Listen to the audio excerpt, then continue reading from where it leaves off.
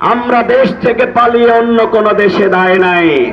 আমরা ফাঁসির রশিকে বরণ করেছিলাম। যেই দলের কর্মীরা ফাঁসির রশিকে বরণ করে নেন, সেই দলের কর্মীদেরকে ভয় দেখায় লাভ নাই। আমরা বলতে চাই, এই চন্দ্রগঞ্জে আমরা উপজেলা বানাবো ইনশাআল্লাহ। অনেকেই এখানের ভোট নিয়ে এমপি হন, কিন্তু এই পূর্বাঞ্চলের ভাগ্য কথা ভুলে যান। আমরা লক্ষ্মীপুর পৌরসভাকে আধুনিক পৌরসভা বানাবো ইনশাআল্লাহ। আপনারা কি রেল লাইন দেখতে চান?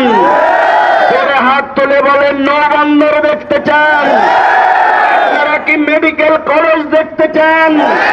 বিশ্ববিদ্যালয় দেখতে চান? বিজ্ঞান প্রযুক্তি বিশ্ববিদ্যালয় দেখতে চান? আপনারা কি ক্যান্সার হসপিটাল দেখতে চান? আজহার ইউনিভার্সিটি দেখতে চান?